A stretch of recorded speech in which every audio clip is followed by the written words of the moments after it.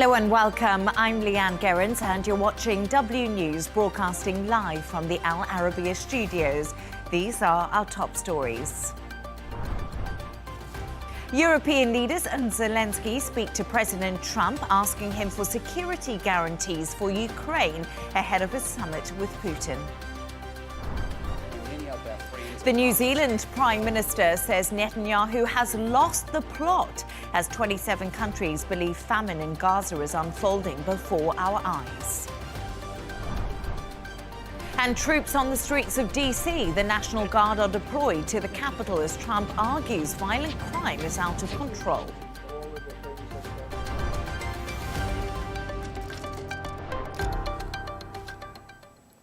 Leaders of European countries, including Germany, France, Britain and Italy, alongside Ukraine's President Volodymyr Zelensky, have spoken to President Donald Trump today ahead of his meeting with Russian President Vladimir Putin this Friday. Earlier today, German Chancellor Friedrich Merz held a press conference in Berlin alongside Zelensky and spoke about a transatlantic strategy supporting Ukraine and putting pressure on Russia. Here's what Zelensky had to say. We talked about the meeting in Alaska. We hope that the central topic of the meeting will be a ceasefire, an immediate ceasefire. The U.S. president has repeatedly said this. He suggested to me that after the meeting in Alaska, we will have contact, and we will discuss all the results, if there are any, and we will determine the next mutual steps. We can now go live to Berlin to speak to our correspondent Trent Murray. Trent, thank you for joining us. Positive signals from European leaders and the NATO chief following that virtual meeting today. But how much leverage does Europe really have?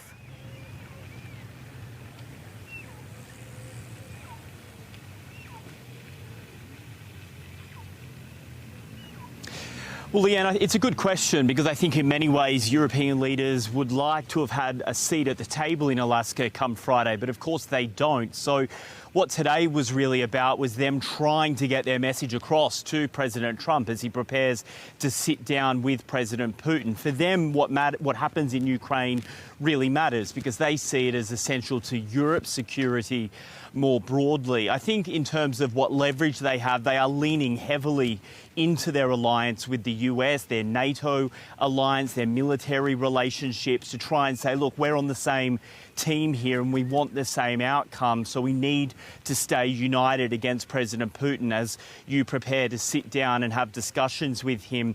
I think also in many ways they are trying to convey a message that they are doing their bit to try and help Ukraine. I think it was appropriate in many ways that Berlin, Germany, hosted President Zelensky, and it was the German chancellor that instigated this call because Germany is the second biggest military and financial backer of Ukraine after the United States. So look, whether those are messages that will be positively received by the White House, I guess time will tell over this next critical 48 hours ahead of Alaska. But certainly a lot of work and preparation had gone into today, making sure all of those big European heavyweights were on that phone call, including the UK, France and others, to get their message across to President Trump that what happens at that summit in Alaska on Friday will have a real impact on them and the European security infrastructure more broadly across the continent.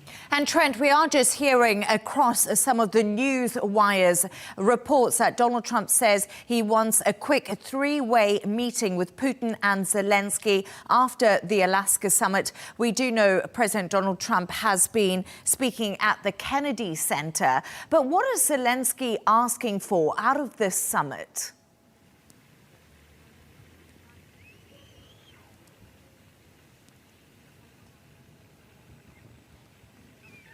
Well, I'm just hearing that now from you, and I think that's an interesting comment from the president because that indeed is one of President Zelensky's key requests. He is requesting another summit with President Putin. He wants to look him eye to eye with President Trump, sort of mediating between the two. Now, It's early days on all of that, and I think whilst the White House has indicated it's happy to facilitate it, there is real trepidation from the Kremlin, I think, to have President Putin sit down with President Zelensky at this point. We know what the Ukrainians are asking for as a key takeaway, if you will, from Friday is an immediate ceasefire. For them, that is fundamental before they will even begin or entertain ideas about longer-term negotiations over Ukraine. They, of course, are hearing those signals about maybe being told to hand over territory to the Russians as some sort of peace agreement, but they are very cautious on that right now.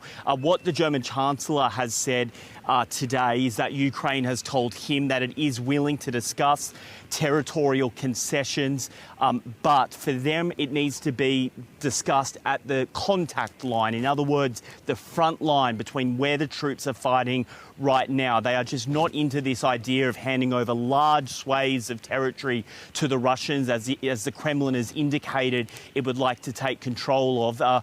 And so right now, I think what President Zelensky is hoping for is maybe a breakthrough on the question of a ceasefire. But on the flip side of that, Leigh-Ann, he has said if that doesn't happen, then it is time for the US to slap some serious sanctions on Moscow.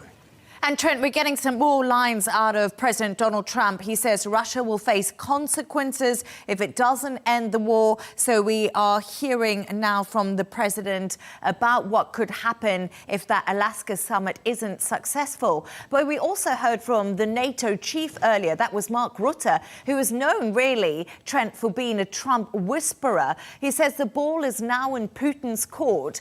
Do you think Russia's actually listening?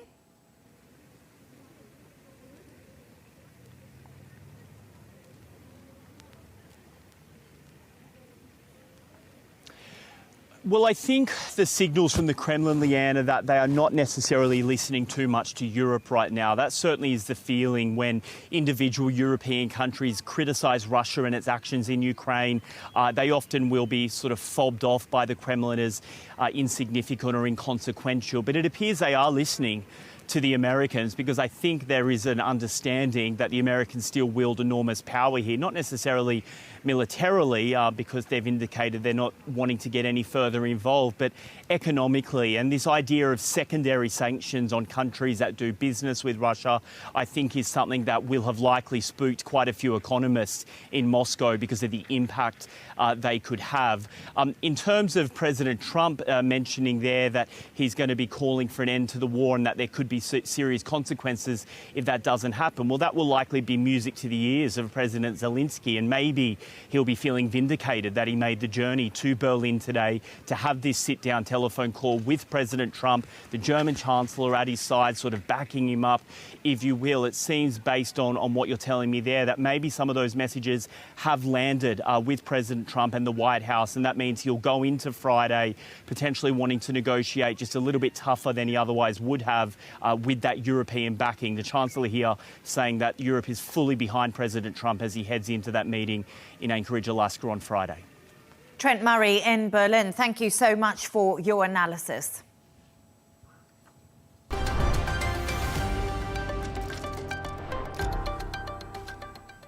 Now, New Zealand's Prime Minister Christopher Luxon has told reporters Benjamin Netanyahu has lost the plot during a recent press conference. The centre-right coalition leader believes the Israeli Prime Minister has gone way too far and called the recent strikes on Gaza City utterly unacceptable.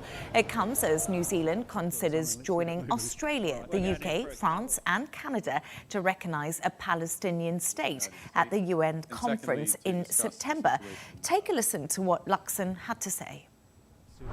I think what's happening in Gaza is utterly appalling. I think Netanyahu has gone way too far.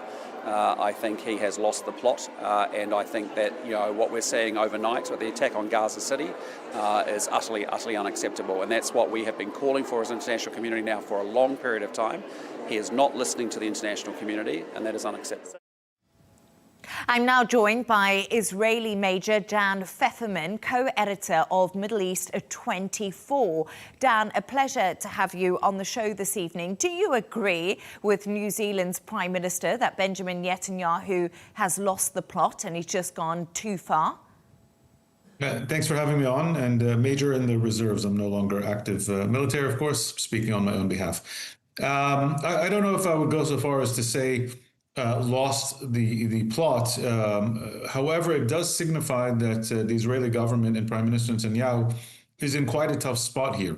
And Israel, unfortunately, is time and again being left on its own by the Western powers who are choosing to pressure Israel rather than pressure Hamas in order to accept what were very reasonable ceasefire agreements. Israel has to come out of this war with a clear victory over Hamas. Hamas has to surrender its arms. By the way, as the entire Arab League is called, led by the Saudis, the Egyptians, even Qatar, called on Hamas to put down its arms, to surrender, to release the hostages so we could all end this war. The entire region understands that Hamas is at fault here for the obviously the beginning of this war, but certainly its continuation.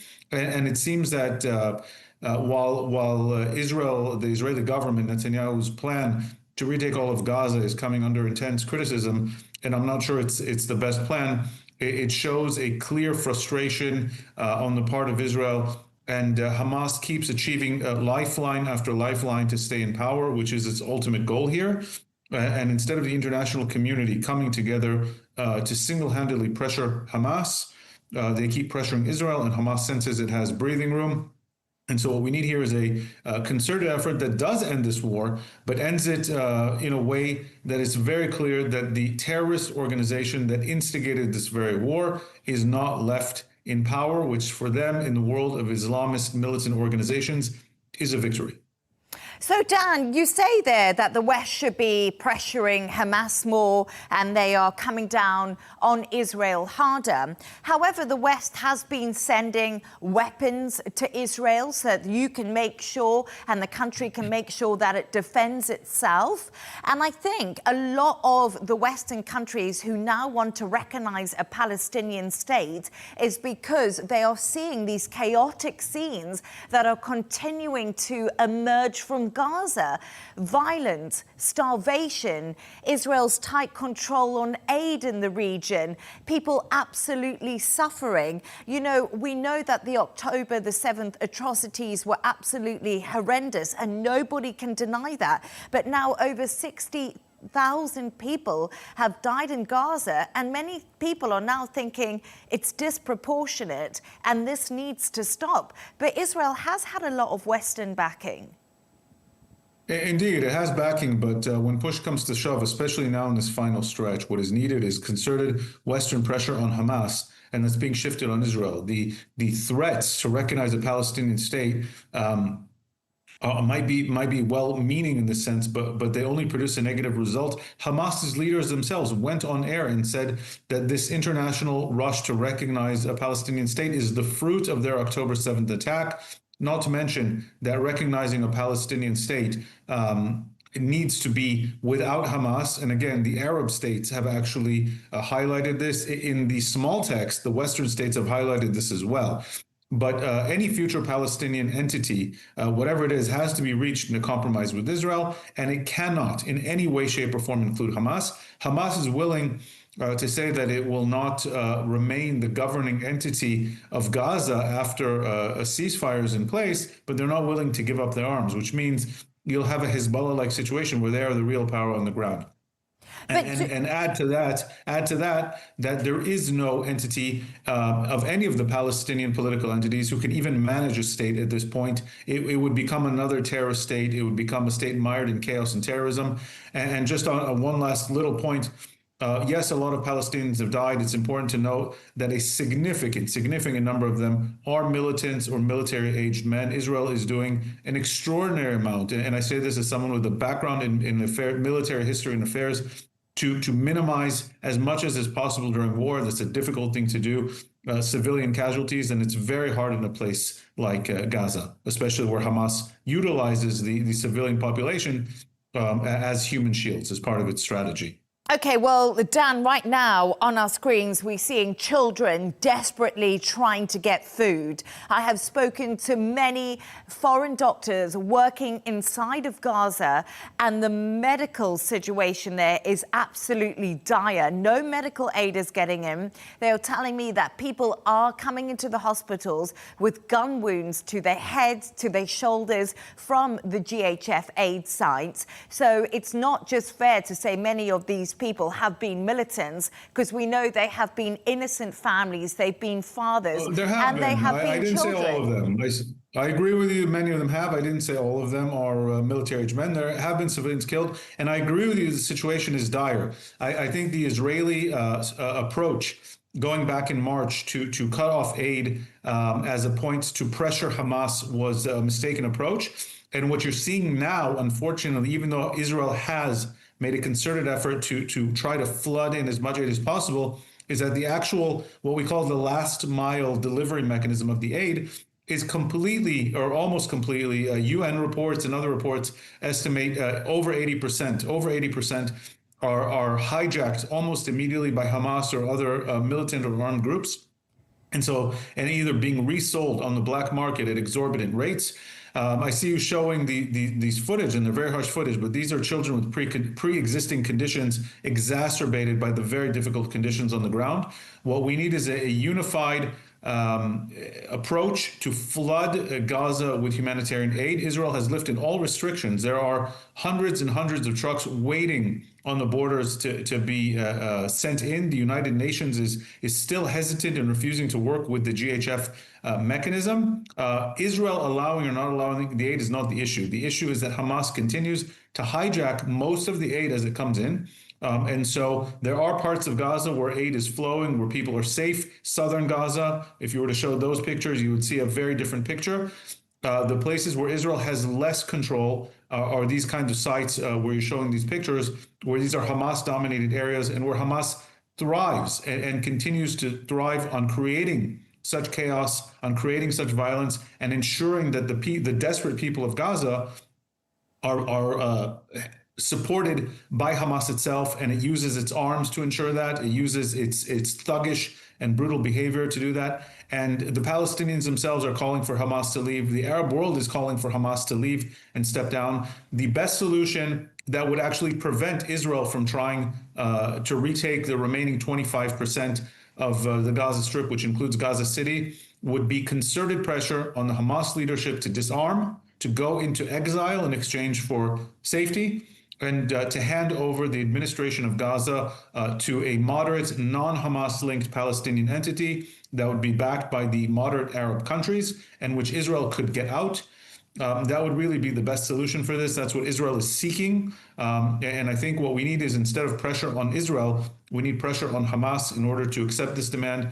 Every time that such PR campaigns come out of Hamas through Al Jazeera and other stations and into the Western media, and then the Western leaders pressure Israel, you see Hamas getting these PR victory points that translate into actual strategic diplomatic achievements.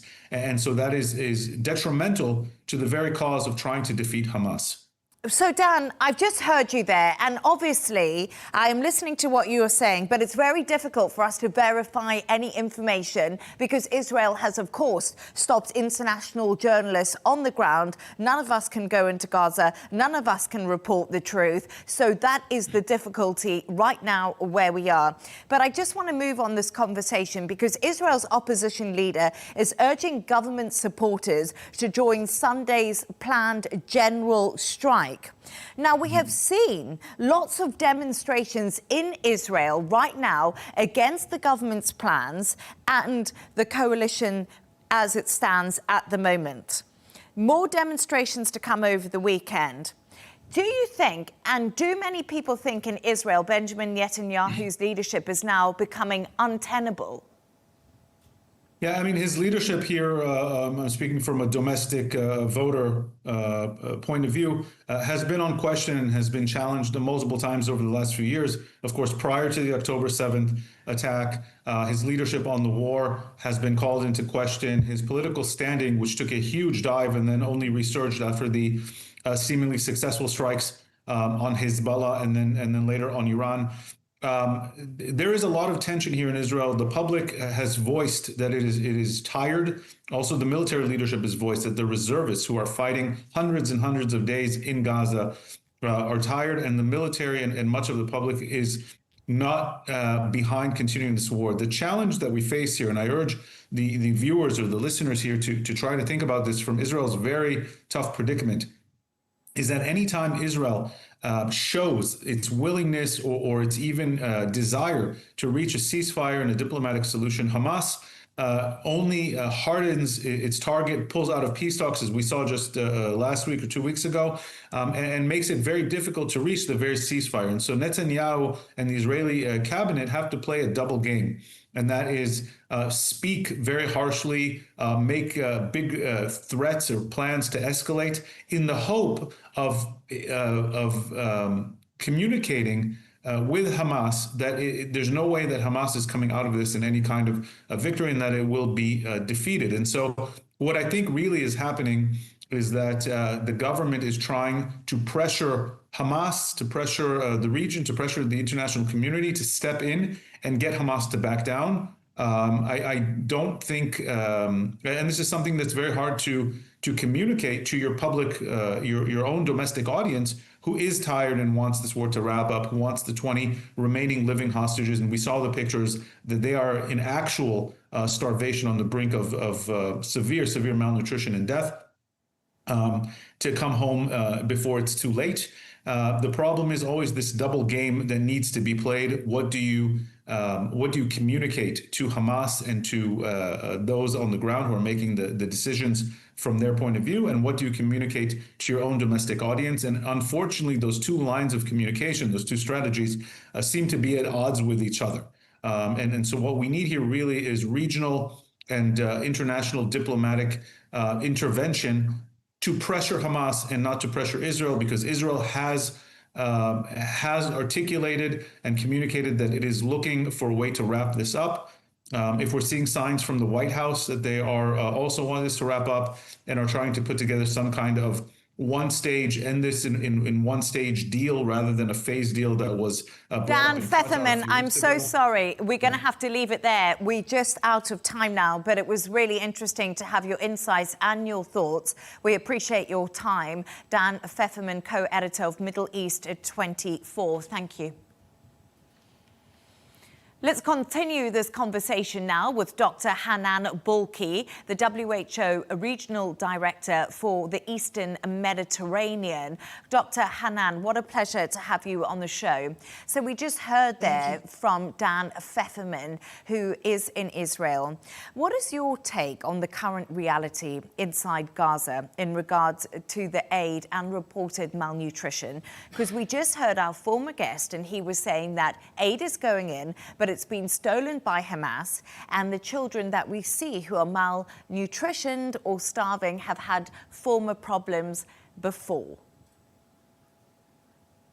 Thank you very much for having me on the show. I think the situation in Gaza is way beyond the word catastrophe. It is catastrophic by every sense of this word. For almost 2 years, an entire population has been attacked, traumatized, displaced, and cut off from any kind of life-saving aid. The sewage is backflowing, safe water is hard to access, diseases are spreading extremely fast, and we have evidence for that through the surveillance and through the cases that we're seeing throughout those hospitals. Children are actually dying from hunger. Nowhere is safe in Gaza. Health workers and the humanitarian aid workers have been arrested, mistreated, humiliated. Our warehouse, the major warehouse for medical treatment has been attacked on the 21st of July. The level of deprivation is extremely high, nothing that we've seen in any of our previous countries. So the situation is extremely difficult. The fact that they're talking about, or any inclination that the health system or the health in Gaza was already weak, the reality is before October 7, the immunization rates in Gaza and the well-being of the children was among the best in the region. The Gazans are very well educated when it comes to understanding the need and the benefits of immunizations and good food nutrition. So what we're seeing today is because of the significant atrocities that are taking place on the ground, and the significant destruction of the infrastructure. I was in Gaza in July 2024, and it was already catastrophic. And right now it is way beyond description. Your second question on aid entering in, did I hear you right on that one? Was that your second part?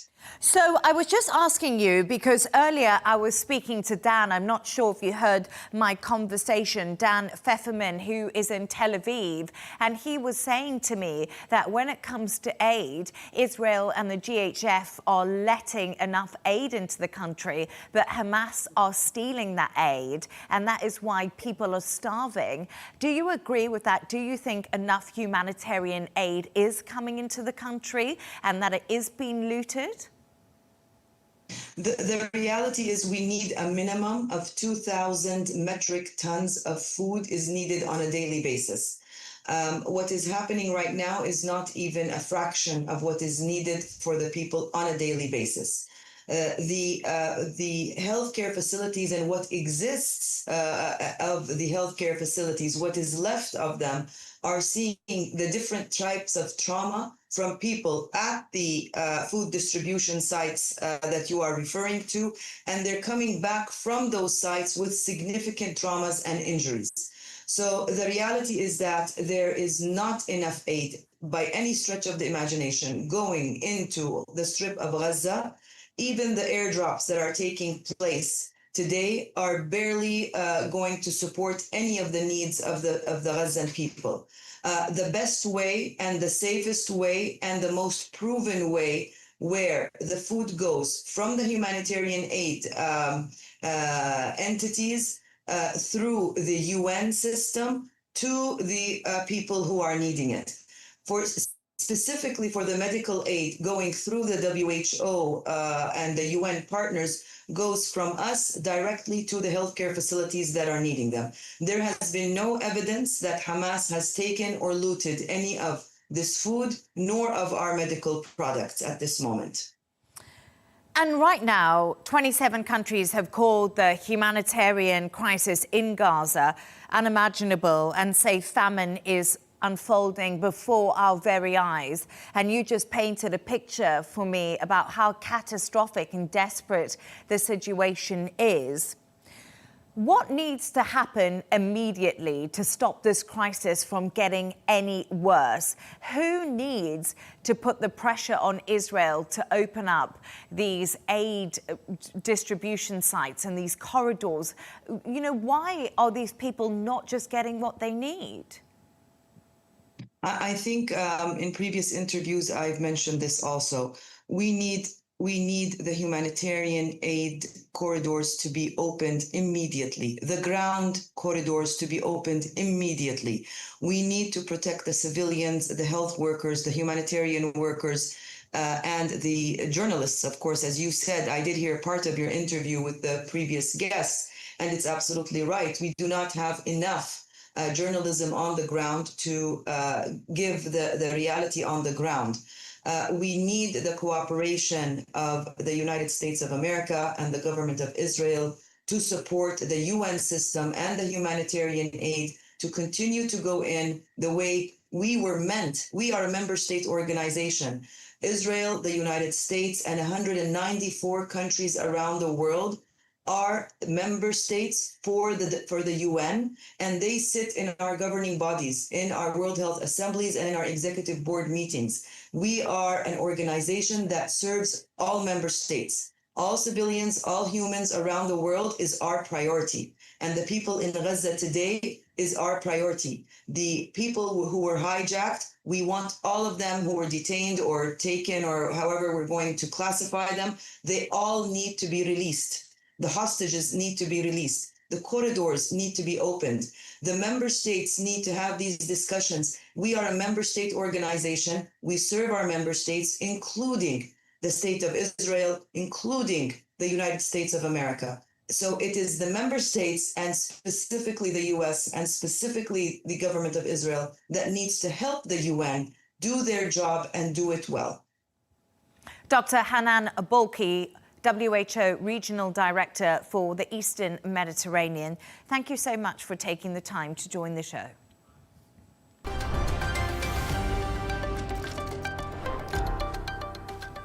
Now, the National Guard have appeared on the streets of Washington, D.C. after President Donald Trump deployed the troops to the Capitol earlier this week. 800 are expected in the city, as well as 500 federal law enforcement agents. Armed vehicles have also been seen at popular tourist sites. Trump says crime in the area is out of control, a statement opposed by the city's mayor, Muriel Bowser, who has called the deployment an authoritarian push.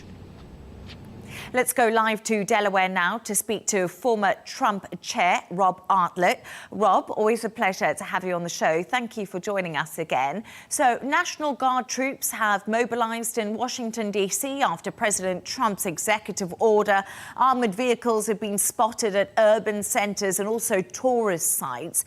So, Rob, tell me what's behind all of this. It was always a pleasure to be with you and your audience, though, so thank you for the opportunity. Quite simply, President Trump is the president of peace and the president of prosperity. And that doesn't mean it's anything other than just that. He's focused on the nation's capital, Washington, D.C. He is focused where the White House is located. He's focused on the crime statistics. And at the end of the day, yes, D.C. can make the claim that violent crime is down, but there are disputes with that. So at the end of the day, why should President Trump mobilize the National Guard legally to ensure the safeguard of the people of the city?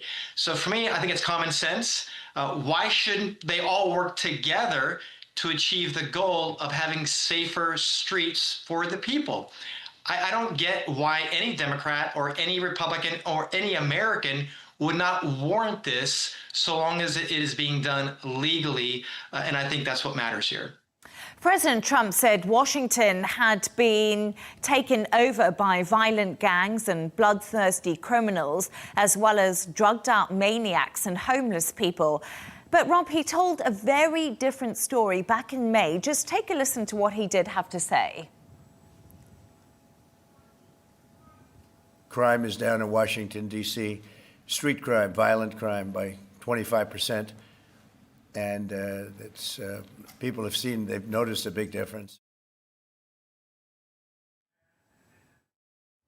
There we are. So, Rob, what's your reaction to that extremely different message coming from Donald Trump saying violent crime in D.C. is down 25%, and data from Washington's D.C. Metropolitan Police and the FBI show there was a drop in violent crime in the city last year?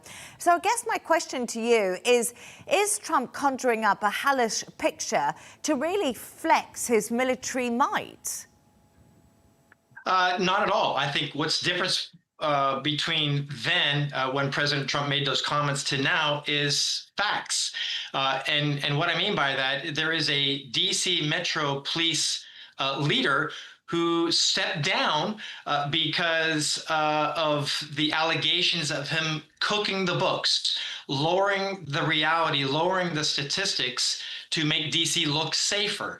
At the same time, you also have the police chief, I should say the union leader of the police, Metro Police in Washington, D.C. This is the union leader who also doubts the statistics that are coming from the D.C. mayor and the council members. So for me, it's just more information that the president now has that perhaps leads to his belief that the city is not as safe as they could be and should be, which is exactly why he's augmented the National Guard. So to me, it's more information, new information that's more relevant in the decision making that he's done here. Okay, and 23 people were arrested by federal agents on Monday night in the U.S. Capitol. Caroline Leavitt said this is only the beginning. So a lot of people are asking the question, which cities are next? And is the U.S. becoming authoritarian? Well, no. Again, President Trump has the legal authority to do this only in the Washington, D.C. district. I don't think he has the authority to do it in other cities. D.C. is a little bit different. It is not a state. There is, as you know, it's a quasi, federal jurisdiction as well as it's a city. But the federal government has a lot of power in the city of D.C. because it is just that. It is not a state. And so I think he would have a harder time doing that in other cities.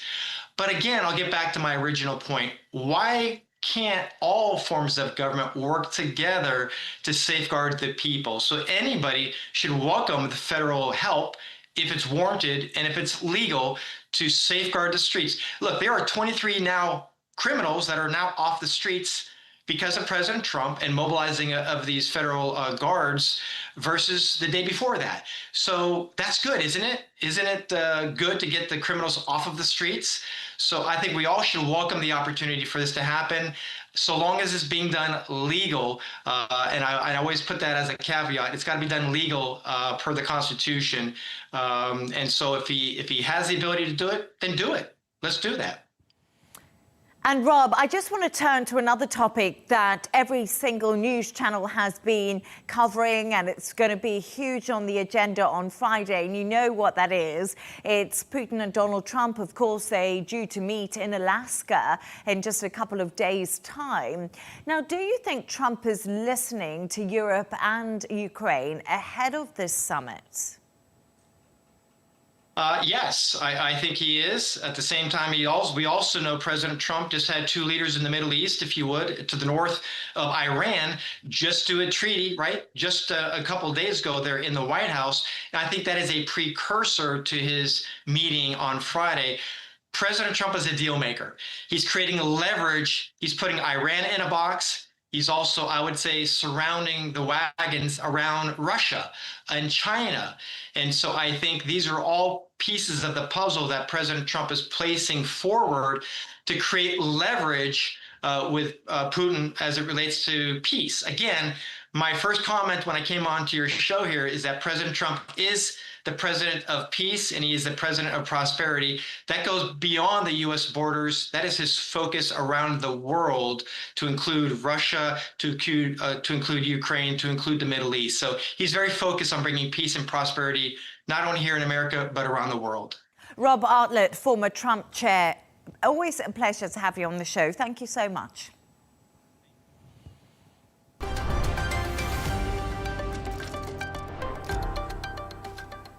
South Korea's former First Lady has been arrested. Kim Kin-hee faces accusations of corruption, which she does deny. Kim is waiting for the results of the ruling at a detention center. Her husband, the former President Yoon Suk-yeol, is also currently behind bars in a separate case. Yenna Lee has all the details. It's unprecedented.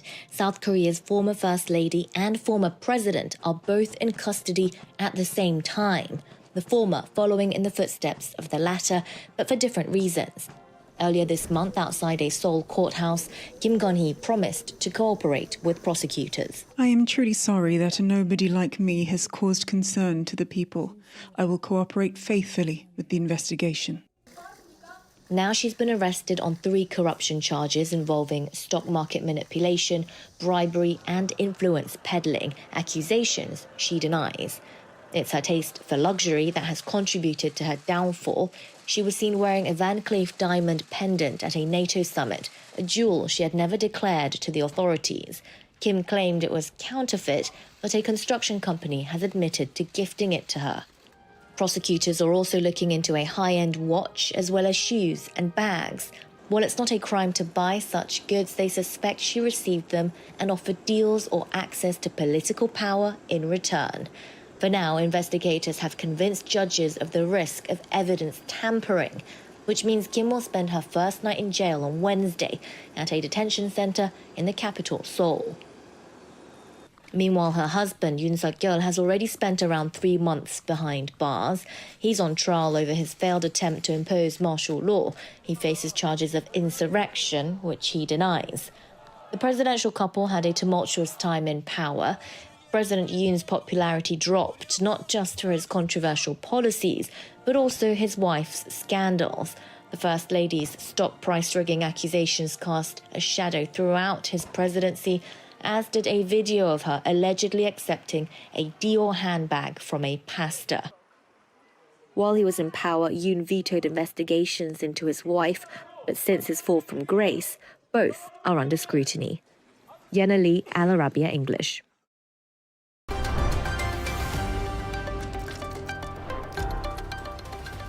A reminder of our top stories.